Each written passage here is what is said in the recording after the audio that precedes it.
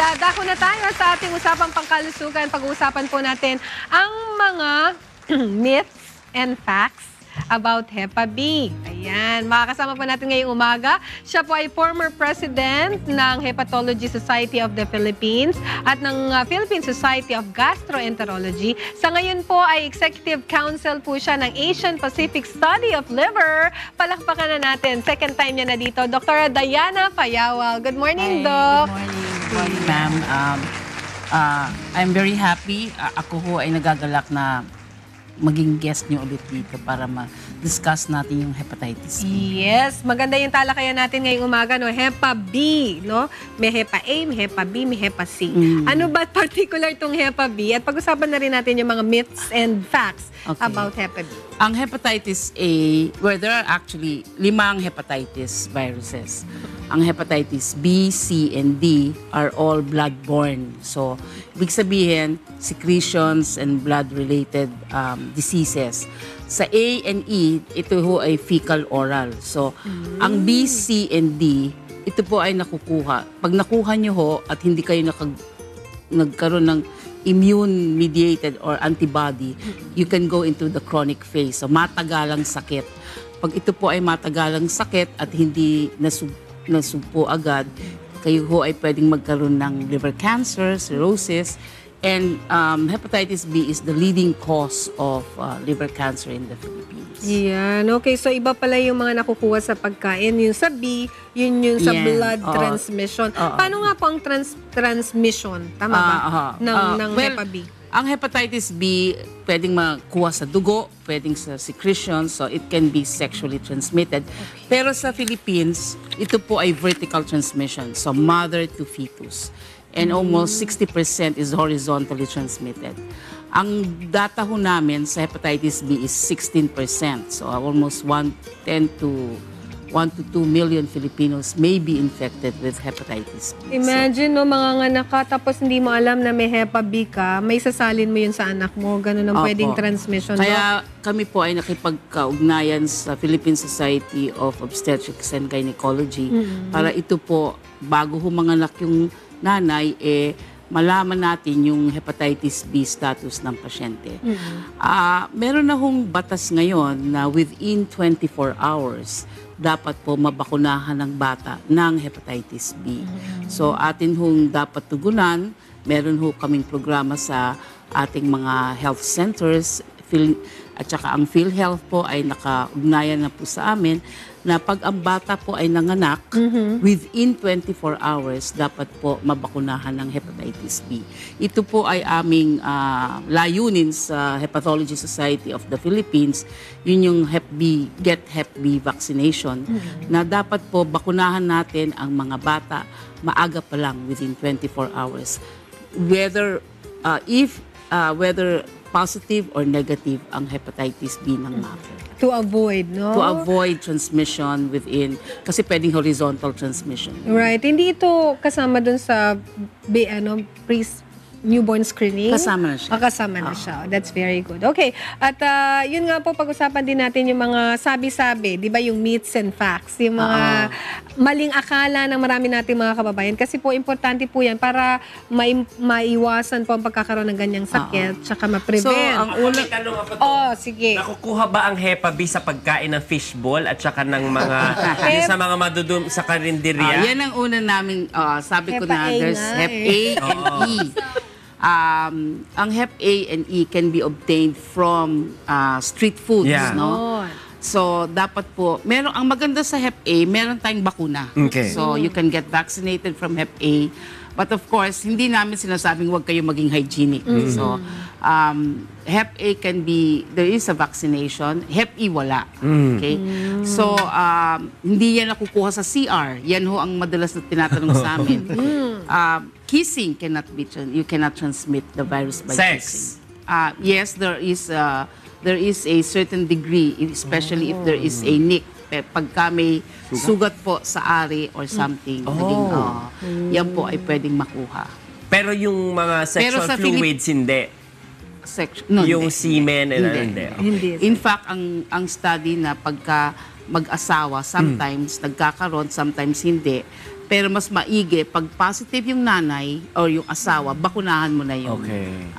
asawa. Pag inom ng alcohol. Ang drinking of alcohol is a risk factor for you to hasten. Ibig sabihin, mapadali ang sakit mo para magkaroon ng cirrhosis and liver cancer. So, kung may Hep B ka at umiinom ka, Yun. mas madali Oh, ho, mas malaki ang risk mo to develop cirrhosis and liver cancer. It's a risk factor. Ganyan magiging yung Liver mo. liver mo, Doc. Pag may Ay, fatty liver ka, Doc.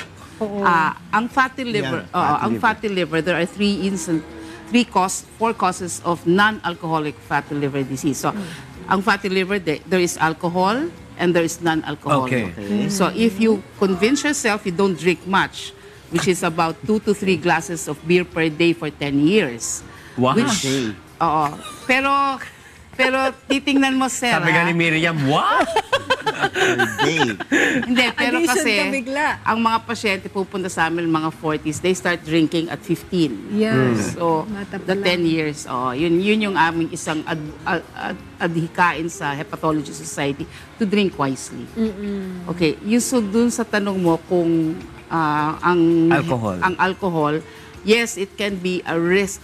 Kunyari may Hep B ka, you can hasten the progression of the disease to liver cancer and cirrhosis. Yung fatty pala, Doc. Yung fatty, sa non-alcoholic and alcoholic.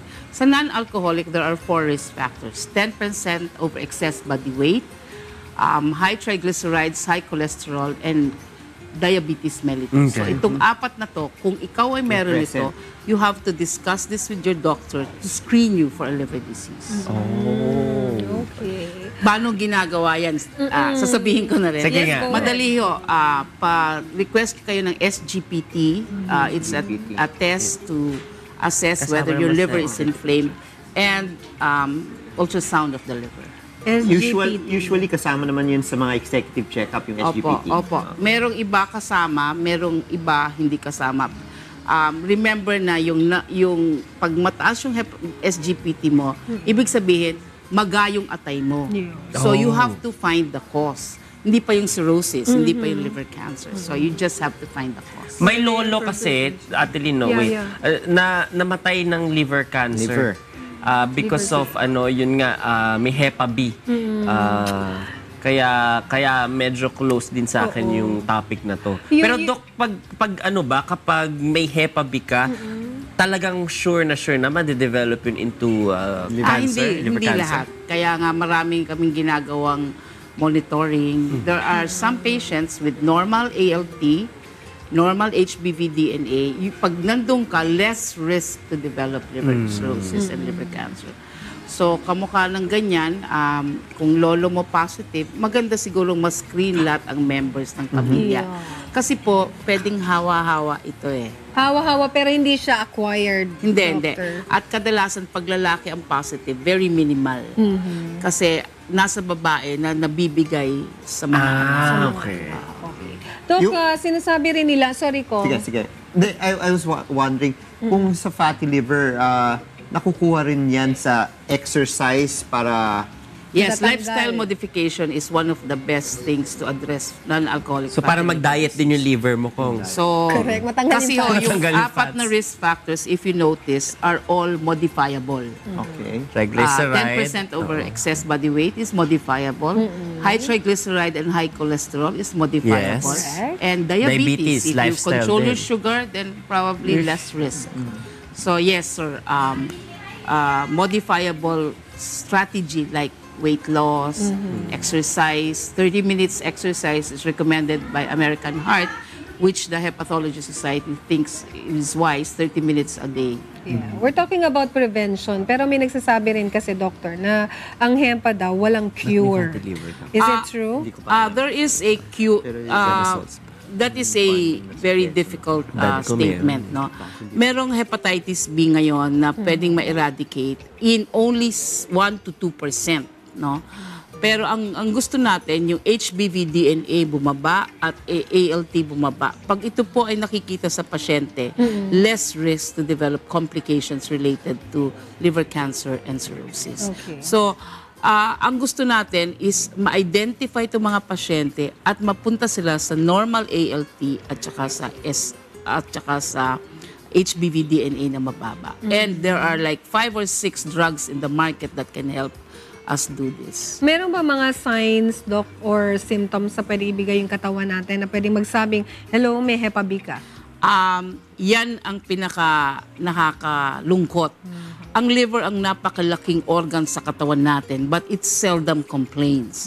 So once it complains, like madilaw ka na, may tubig na yung tiyan mo, those are late signs. So kaya nandito kami para sabihin na come out, get tested, and we will help you. What age should we start getting tested, Doc? It does not matter. If you think sa amin kasi, ang SGPT, we advocate it as early, ang HBsAg or anti-HBs and anti-HBC, yung hepatitis profile is early, in the early 20s, no? Kasi doon natin makikita kung anong status ng pasyente. Pero, pag meron sa pamilya na may hepatitis B, mas maganda po lahat ma-screen kasi po para ma-identify natin mas maaga. Oo. Doc, meron po ba kayong data or mga data about or information dun sa mga nagpapamanicure? Di ba sabi mga blood transfusion yung pwede ka magkaroon ng Hepa B? Remember that hepatitis B can live outside the human body 7 days. So, kunyari, meron nagpa-manicure, pedicure at ginamitan yan ng isang taong may hepatitis B at hindi nilinis nung susunod o hindi ka nakabakunahan, pwede hong matransmit. That is why horizontal transmission is very high. Yeah. Doc, po yung bang when it comes to paglilinis, kasi merong iba, sinabi nilinis ko na yan, inugasan lang nila or inalcohol lang. Will that be enough to kill the virus? Boiling, temperature, high temperature range, meaning boiling the instruments and probably heating it up is the best strategy. So it's the same thing with dental services? Yes, Kasi yes. diba, Ang dentista talagang dapat hinihit nila. I think that's not a negotiable thing. They should be able to minimize transmission of the disease, not only hepatitis B, but other viruses by heating their instruments. how about blood transfusion, Doctor? How can we be so sure na yung ilalagay sa aming dugo ay free of any disease, no? There is already a mandate from the government that we should screen hepatitis B and C and HIV on blood transmission products. So you should insist na bago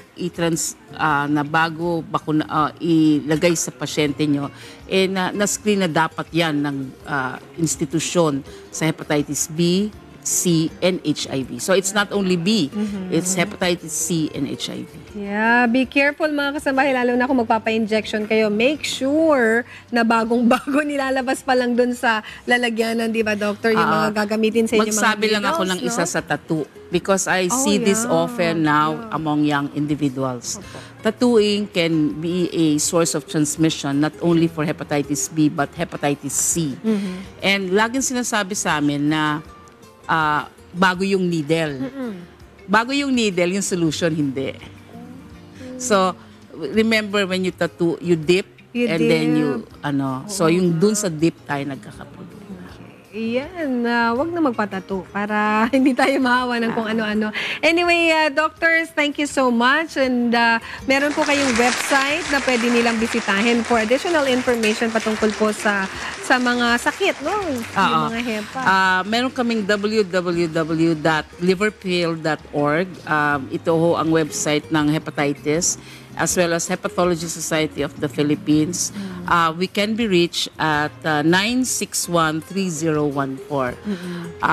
Remember that we are here to help you. So hepatitis B is not necessarily a disease that you should be scared of.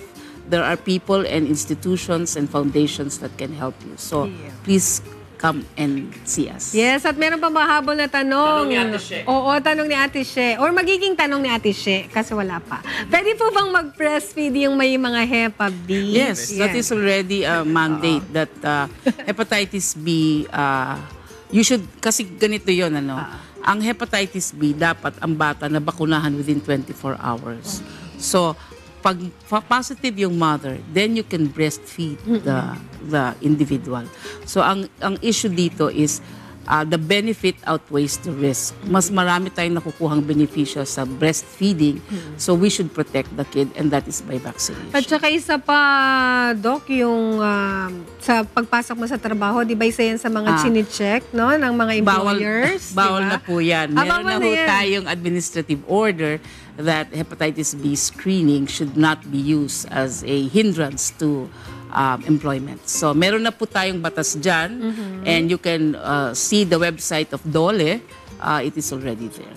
Okay. Alright. Salamat po na marami. Once again, palakpakan natin Dr. Diana Payawal, ang former president po ng Hepatology Society of the Philippines at ng Philippine Society of Gastroenterology. At ngayon po, panalo, Executive Council po ng Asian Pacific Study of Liver. Ayan, pagka-liver ang usapan, tawagan lang po natin si Dr. Diana Payawal. Nasaan ka po pwedeng matagpuan, Doc? Cardinal Santos Medical Center, the Fatima Medical Center, and University of Santa Cruz. Ayan. Thank you. Maraming salamat Thank you po. Maraming po salamat. It's a pleasure. Opo, salamat po na marami at muli nagpapasalamat tayo sa presidente po ng National University, si Mr. Chodoro Ocampo. Ayan po, and of course, yung dean po ng Dean of Dentistry, College of Dentistry, si Dr. Joseph Lim ng National University dahil po sa pagkakaroon natin ng partnership. Dahil nga po sa clinic ni Kuya mga kasambahay, alas 4 pa lamang po ng madaling araw ay nakapila ng ating mga kababayan. Hindi lamang po nga dito sa Metro Manila, yung iba galing pang Laguna, Bulacan, may probinsya pa po galing dahil nga po nais nilang mag-avail ng libreng postiso. Dahil ang postiso, Doc, nasa mga 5,000 po pataas. At kung ikaw po ay minimum wage earner, ay mahirap talaga pong ma-avail. Kailangan po yan sa paghahanap ng trabaho, sa panliligaw, Dok, syempre. At sa maraming bagay, yung pagkakaroon po ng complete sets of teeth, kahit dentures po yan. Kaya muli nagpapasalamat tayo sa mga kasama po natin sa National University. Salamat po ng marami sa Diyos sa inyo pong pagtulong sa napakarami at lumalagong public services po ng UNTV, particularly ng Good Morning Kuya. Salamat po sa ating Kuya Daniel Razon. Of course, na palagi na pong nag-iisip pa ng marami pang mga paraan kung paano pa mas lalong mapapalago ang mga public services sa mga bagay po na pwede nating maibigay sa ating mga kapuspalan. Salamat po. And of course, si Sir Jerry Pangula na gumising pa ng maaga-maaga. Thank you so much, Sir Jerry. Si Attorney Fredelino Tudio, ang chief po ng Legal Department, of course, ng UNTV. And of course, yung head po naman ng Dental Department ng clinic ni Kuya, si Dr. Mofet Meneses. Maraming salamat po sa Diyos sa pagdating niyo po ngayong araw na ito.